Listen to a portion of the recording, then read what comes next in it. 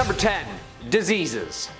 Dude, I had a toothache the other day, swelled up immediately. I would never have lasted in this era.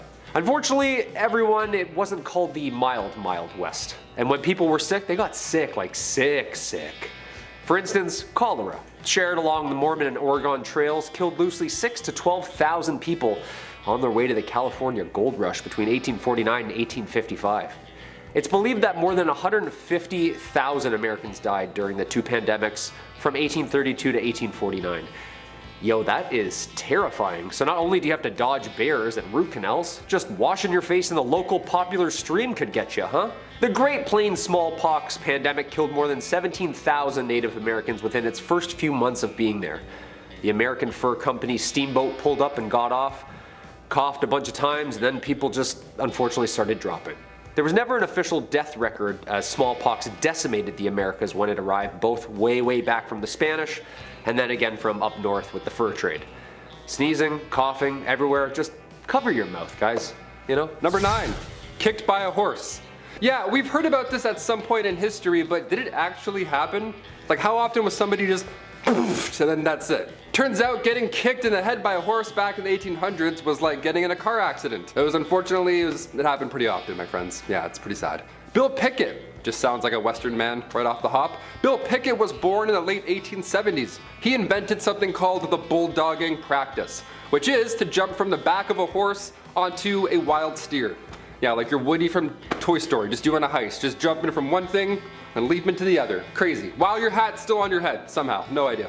And there's many that attempted this and ultimately failed. Yeah, you can't wrestle a wild animal and then live to tell about it often. I've read it. Yellowstone National Park is apparently a hotspot. This guy sends me a link the other day. Yellowstone National Park, man gored in front of family. I'm like, okay. But even Bill Pickett himself got trampled and stomped to death in 1932. Holbrook Lynn, a Broadway star from the late 1800s, also met their fate from a horse accident. Malcolm Baldrige Jr., an American politician from the late 80s, rodeo accident. Yeah, brutal way to go. Number 8. Wildlife. The Wild West was a pretty harsh time. If you were lucky enough to enjoy some peace and quiet away from the saloons and bathhouses and spend some time outdoors with the family, well, then you had to be pretty careful. I mean, I guess most of the time people were outside, you know, fresh air, birds chirping, and of course an array of vicious and deadly predators, overpopulated and hungry.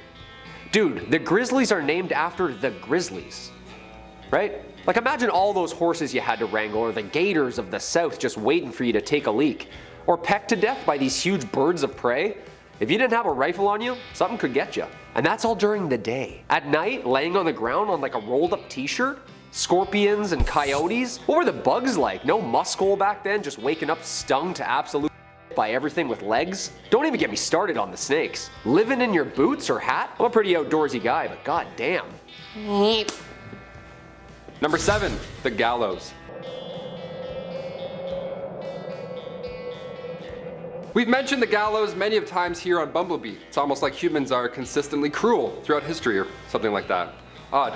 When it comes to meeting your fate in the Wild West, it sounds horrible to say, but with the rest of this list coming up, at least being hanged was fast. You know what I mean? And in the case of Tom Blackjack Ketchum, it was historical in a historically awful way. After a train robbery gone awry, or as I've said for 10 years, Ori, Tom Ketchum was held in prison until his date with the gallows arrived. But while waiting in prison, this man gained weight. The guy was eating good. He weighed around 200 pounds by the time of his demise. And dark detail here, but his body was so heavy when he was hanged that his head just kinda, you know, I don't want to say anything here on YouTube, but like his head, that's all I'll say, just. Number 6, topicals. If we know anything about doctors from history, is that sometimes they didn't get it right. Most of the time, super helpful, and then like sometimes, yeah, I have a cough, here's some ammonia. Come on, you can trust me. Just call me Doc. You know what I mean? Doctors in the mid-1800s, wild west times were just like jarring and bottling everything up. Everything had a remedy. There were coaches that would just sell topicals and ailments. Hair loss? Here you go. Sore legs? Here you go. Tuberculosis? Ooh, yeah, sorry son, that's gonna kill you. We don't have a cream for that one. And tons of painkillers, of course, like opiates, morphine. Everyone's running around jonesing with cold sweats. Basically, you could just pull up to a remedies wagon and ask for either cocaine syrup or cannabis fluid or opium needles and be on your way. Every elixir, cure, and potion. This time literally went from medieval root canals to widespread vaccines in like 60 years. Cocaine leaves for headaches? Ooh, I'll take that one, please. Number 5, weather. Weather, you want to believe it or not. Try again. Back in the 1800s, obviously weather was a major factor, as it is today. Hailstorms, lightning, high winds. When you're a cowboy, this all sucks even more, honestly. Especially the opposite, when it's dry and humid for weeks at a time. Check this out. Wooden wagon wheels would actually shrink because of the heat. So they had to be soaked overnight just to prevent the iron rims from falling off during your commute during day hours. Yeah, it was so dry the wagon wheels needed water. Yeah, sorry I'm late, my wagon wheels were a little thirsty. Yeah, I had to wait for them to soak up some fun. I can't even drive a car downtown without having a panic attack today, let alone rubbing axle grease on my dry lips, waiting for my wheel to drink water. Number 4, gangs. If you've played the Red Dead Redemption series, then you've probably held up a train or two. Some of the posses that were famous at the time actually did that though, and weren't so nice about it. The American West was made up of criminal outfits, usually a gang or a posse, involving members who would just live and ride and rob together with. Jobs were scarce, and it seemed that it was just a little easier to just demand what you want and then enjoy the birth of all the media attention after, making some, quote, famous. An obsession, the cowboy culture, the outlaw criminal. Some of them include Billy the Kid's gang, the High Fives gang, and the Oklahombres. That's a good one. Artists were getting better at the time, and people were sketching wanted lists for local sheriffs. These posters would be calling cards for these guys. They kept them, put them in their pockets as souvenirs. Charles E. Bowles, also known as Black Bart, held up a total of 28 stagecoaches without ever being caught, and even had the reputation of being a gentleman about it too, emptying strong boxes but never actually shaking down the passengers. There were even reports that he would even leave verses of poetry behind. Guy's a smooth criminal, huh? Number 3, the night after. I'm sure the Wild Wild West was wildly lonely. Definitely, this isn't news. Like Kyle said, we've played Red Dead Redemption, just wandering around alone. Sometimes you need more than a train heist, right? Sometimes you need love. Even if you have to pay for it with railroad bonds or whatever. Saloons have all the things a lone traveler could want, including STIs. Great, how much is, great, debit. We'll just pay for all this in one swift tap, I guess. The famous Wild Bill Hickok, okay? He had a rough go. Guy had some troubles after a few saloons, okay? He was dipping around in a few bars and yeah. Alexander Fleming wasn't born until 5 years later in 1881, so penicillin wasn't around to save any cowboys at this time. Number 2, battles. The archetype of the Old West period is generally accepted by historians to have occurred between the end of the American Civil War in 1865 till about 1890. The American frontier, also known as the Wild West, is the geography, history, folklore, and culture associated with the American expansion mainland that settlers started in the 17th century and ended in 1912. This era, giving rise to the expansionist attitude known as manifest destiny, which was the belief that Americans were supposed to travel and expand west. But with that came a lot of conflict. You can't just waltz in and throw up a house when someone else lives there already, you know? Years of warring tribes and bands, colonist battles, ego-filled duels, and the aggressive pillaging of land stolen took countless number of lives. Yeah, countless, like we'll never actually know the accurate number. Roughly 750,000 lives were lost in the Civil War. Yeah, nasty stuff. And finally, number 1, Helena duels. Beginning, of course, in Helena, Texas, Helena duels were violent, awful. This activity came from what was then the toughest town on earth. And again, this is back in the late 1800s, so what that even means, I can't even compare. The Helena duel began here. There's even a movie called The Duel with Woody Harrelson and Liam Hemsworth. It's not a great movie, but it's a history lesson in itself. A Helena duel puts our opponents' left hands tied together, right? They're just tied together with buckskin or something that smells awful, and you have to just fight each other using one arm. Now, of course, in Western fashion, there was a weapon or two involved that I don't want to get too deep into on YouTube, so it got pretty gory, it got pretty violent. The only rule here was that they can't bleed too much. Awesome, that's a great fun rule, like whipping that one out on Saturdays. Hey, no one bleed too much or else, you know, then we gotta stop. I thought UFC was brutal, let alone a Helena duel, starring Liam Hemsworth, of all people. Really? Number 10, Bounty Hunter. Wanted dead or alive. The kind of thing that instills an idea of a character that would go out into the wilderness alone to hunt down criminals like Texas Cheddar over there, and would be despised by all those they encountered. But that's not actually how it really was. You see, bounty hunters as we think of them today weren't really like that in the 1800s. Bounties were usually taken up by public peace officers, private detective agencies, or companies like Wells Fargo & Co. Many sheriffs and marshals, such as myself, Sheriff Stringbean, took up these bounties to make up for the little amounts of money they make from their day jobs. The actual term bounty hunter referred to mercenaries who would join up with an army for the bonus of enlisting.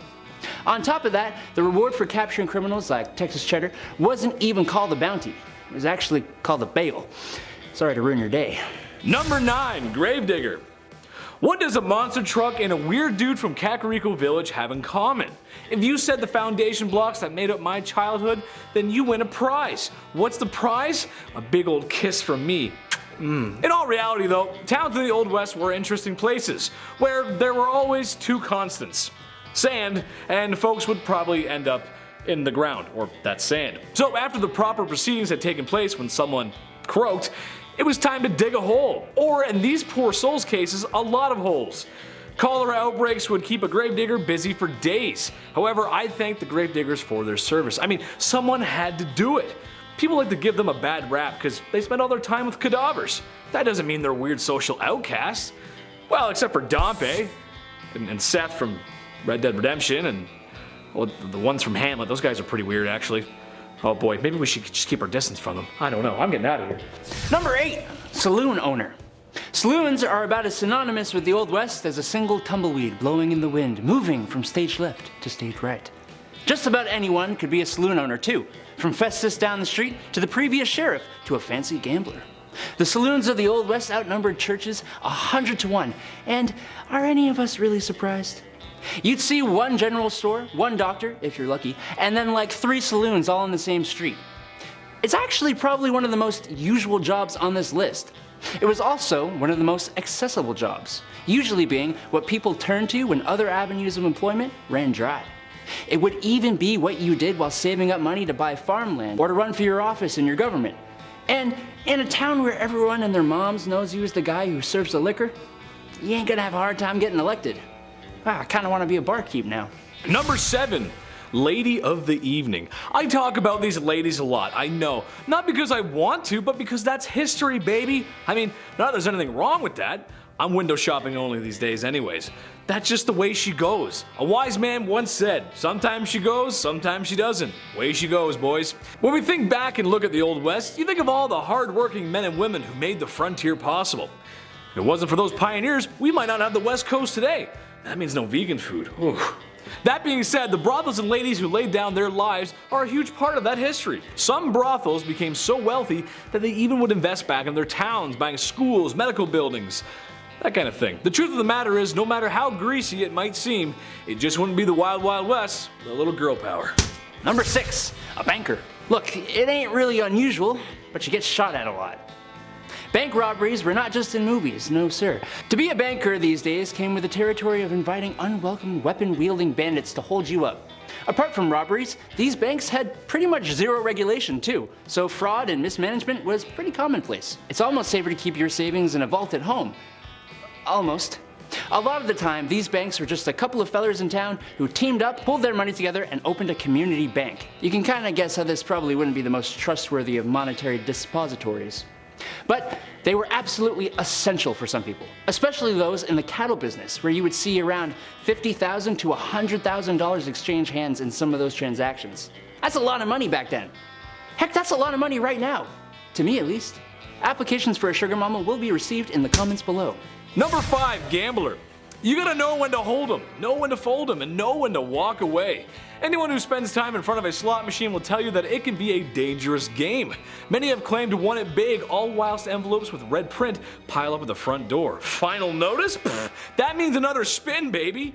Well, this is a similar story of the Old West, but instead of a one-armed bandit, there were actual bandits with 2 arms and guns. Yikes. It's a game of poker, lies, bluffs. Playing the wrong hand could wind up turning sour.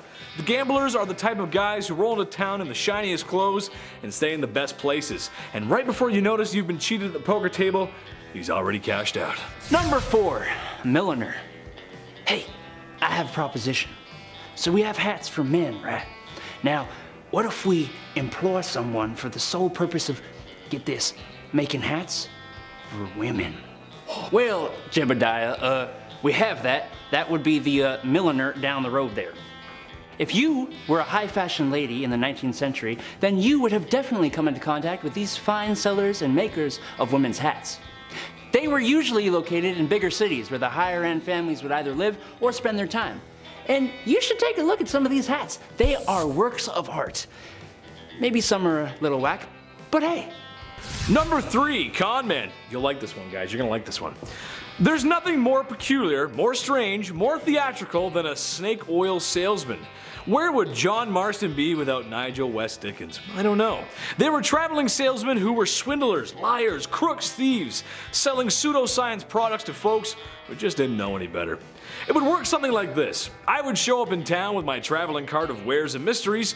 There, standing on a small crate, like the one I'm standing on right now, I would give the town my best sales pitch.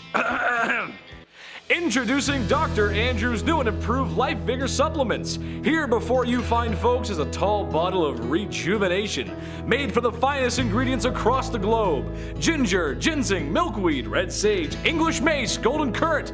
And as if that weren't enough, Dr. Andrew's new and improved Vigor supplement has the minerals and vitamins that carry you through a long day's work in the fields.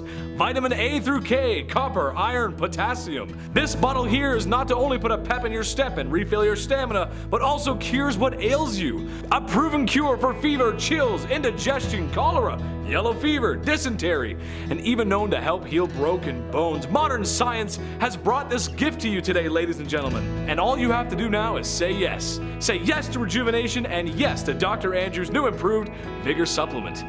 I think you guys get the point. $49.99. Number 2, a photographer.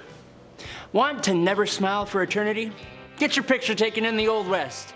During the 1860s and 70s, the frontier was a wondrous, exotic place, which made it an excellent place to be a photographer. Sure, you had people who could draw and paint the landscapes and the people of the place, but people were distrusting of artists' interpretations. Pictures sold you the place exactly as it was. The high-quality images were in high demand. Every government survey and all the major railroads had official photographers. Photographs made for excellent evidence of plots of land, mines, and other structures for investors. But that's boring.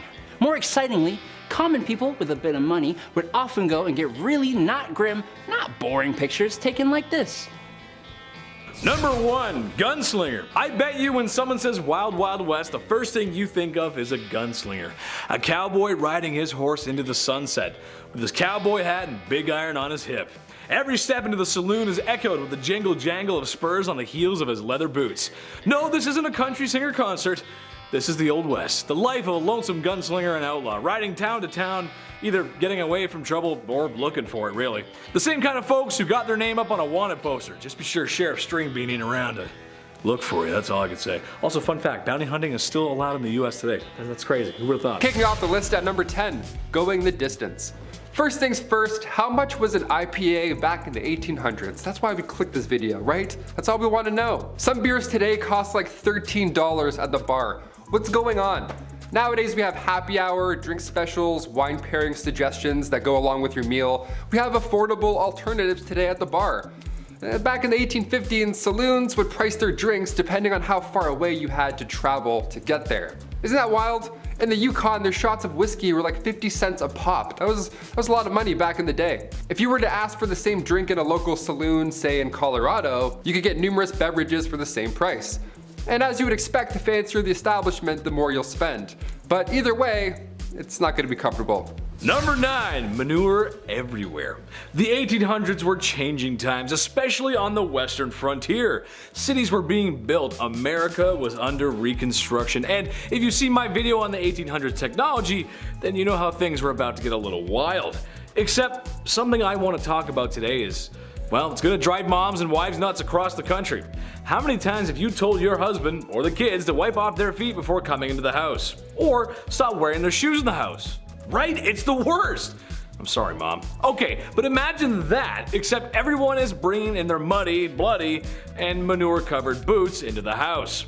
Horses and livestock were just a part of everyday life. That means droppings, or road apples, as they're so commonly called. The smell alone on a hot summer day could make any cowboy turn green.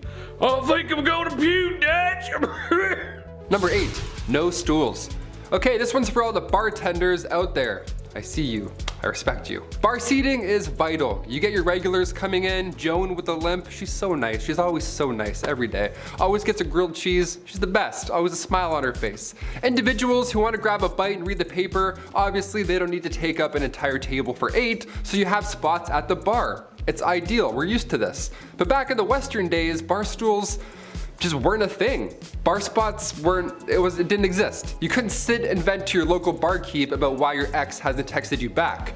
They didn't have stools at the bar, they just had the rail at the bottom for your foot. Just that little bar rail there for the little lean right there. A nice cowboy lean. Yeah, I'll just eat fish and chips, standing up leaning. Awesome. Just the thing you want after walking in the sun all day long. A foot rail.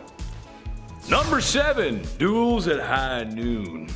Let me paint a picture for you, partner. It's a warm summer night, and you find yourself sitting at a card table in a saloon that's named after a barnyard animal. The piano is blasting a ragtime tune as waiters bustle about, serving drinks to unruly cowboys that fill the establishment. In front of you are 3 unsavory characters, each more than the next. As the night goes on, so do the poker chips. And when one gentleman ain't taking kindly to his losses, some insults about each other's mothers are exchanged. A powerful slap reaches the man across the poker table, matching the energy of Will Smith on an Oscar night. Too soon? I don't know. Wow, wow, West. Wow, West. That's when it's settled. Tomorrow at high noon, they're gonna settle this like gentlemen. A duel at noon with guns. That's how they did it. Does it get any more classic than that? I don't think so, folks. The clock strikes noon, and only one outlaw remains, and he's married to Jada Smith. Number 6, only talking. Here we go. You ever go to a bar, you're having a nice time, you and your pals order some Caesar salads for the table, the night is now well on its way, we're feeling good. Then 10 o'clock hits and you see a band start to set up. Okay, game time decision. Do we settle up and leave before they start? Or do we give them a chance, end up feeling bad, and feel obligated to stay until the very end at 3 a.m.? It's tough. Usually the latter ends up happening. Back in the 1800s, we didn't have to worry about such an issue. Most of the time, these saloons were just for business. The odd time you would have poker, dice, a piano, perhaps, would be in the room, with some jazzy fingers making an appearance. But when saloons first popped up in Wyoming back in 1822, most of the time it was for lawmen, miners, gamblers, just pure business. Not many blind dates happening in booth 16, you know what I mean? Number 5, comfort of the ladies of the evening. Now being that it's the Old West and there was just a shootout in the street, folks need to take their minds off of such horrors. Add into the mix long hard days tending fields and livestock, people need to take off some steam. The local saloon is there for that. However, like a hidden menu at McDonald's, there's some other activities a man can engage in that aren't perhaps a regular service. Who the hell am I kidding? Ladies of the evening were quite common back then, actually. Naturally, it was a very dangerous job. However, if anything good can come from that, it's that in some cases these women became very wealthy enough to become the madam of their own establishments. And in some other cases, these madams were using their wealth to invest back into their towns, like building schools, doctor's offices. Imagine getting treatment from something and the doctor says, "These bandages were brought to you by Madame Dover's Wicked Wizard Vacuum Double Sloshy Slush 9000. It's a great product, what can you say? Number 4, interior decor. We've seen a Western saloon in movies. More often than not, it's the swinging door. You know, the classic, they always kick it in, boom, and dust everywhere and all over the place. Dust gets all on people's meals, the classic. You sort of need to kick those doors open, kind of, also. Because if you go through slow, it's just weird. It like pushes your clothes back. You need that cowboy momentum. In reality, there weren't a lot of swinging saloon doors. In fact, most saloons across the West were in pretty rough shape. They didn't look like a Tarantino set at all. They looked like that one pub in that one town that one time, you know? Just not clean, not clean at all. You ride by, you're like, is that still open? How is that still open? These saloons were tiny rooms. We had stools or chairs made of fur. You know, no one's running fish tacos to tables in 1850s. It doesn't always smell like a nice pub. You don't see something go by and you go, ooh, what's that? I wanna have that. No, that doesn't happen here. One of the fanciest saloons has to be the White Elephant in Fort Worth, Texas. It was 2 stories and it served fresh fish and oysters. Apparently it was a lovely time. Number 3, manifest destiny. The destiny of America. There's a famous poster somewhere. It's like an angel guiding the pioneers west. It's like pointing, doing something like that. Back to the history. What is manifest destiny? Well, for our non-American audience, it was this very core belief that since America had won its independence and begun expanding west, that they were destined to do so and keep expanding. and expanding. Why should the Freedom Train stop here, right? Coast to coast, baby. And maybe buy Alaska from Russia, since, well, they're not really using it. Okay, and maybe Hawaii. They got pineapples or something, I don't know. Alright, maybe even heavily influenced places that are beyond US borders. But all that American influence and imperialism starts here. Imagine being the pioneer who dared to venture west, like the Great Oregon Trail, or those who crossed the desert states. And some really religious folks that found a salty lake in the desert looked at their wives and said, I need at least 2 or 3 more. God bless America. Number 2, mixologist. You ever go to a pub, like a chill pub, dare I say a restaurant, and a dude with a mustache thinks he's in Peaky Blinders for no reason behind the bar? He's flipping bottles that don't need to be flipped, he's lighting shots on fire. Guy, it's 12:45 in the afternoon. What's your soup of the day? Where did this come from historically? Where did the cool bartender role come from? I'm trying to order a Cosmo, but he won't stop doing stunts. In the 1800s, bartenders were referred to as mixologists. They were top dog. They had to be. They were the fanciest guys in town. We're now doing impressions of these guys today, you know, with the bow tie, and we pour it in fancy ways, because around the late 1800s, saloon owners were growing rapidly. So now you needed to have something special, something unique for the town, like say a witty mixologist who can twirl his mustache as he pours a drink without looking. Great, now the town feels special, it feels unique. Manuals for bartenders came out around the 1860s, that's when things started to get more serious. A gentleman named Jerry Thomas published a guide called How to Mix All Kinds of Plain and Fancy Drinks. Today we still have that, but now it's a red sticky binder that says meal specs and Sharpie. It's not as fancy, but it gets the job done. Number 1, dysentery. Nothing is more horrible, more awful than catching dysentery. Trust me, I would know. I never caught it, sometimes I get diarrhea. Anyway, in Oregon Trail, the very charming DOS game. Gotta love that DOS color palette. Eye melting cyan and violet, nice. This text-based adventure game, however, is grounded in some truth, as we can all imagine this wasn't a time of great cleanliness. Dysentery, typhoid, cholera, malaria, or more commonly known as yellow fever, and even scurvy, which you usually associate that with pirates, but cowboys got it too. Which, given the conditions of the Old West, makes for a not so fruit-friendly environment. So yeah, it does make sense. Sadly for cowboys, prospectors, and everyone in between, there was a good chance you would lay down with a headache, and then the rest of your posse would have to lay you down forever. In the ground, partner.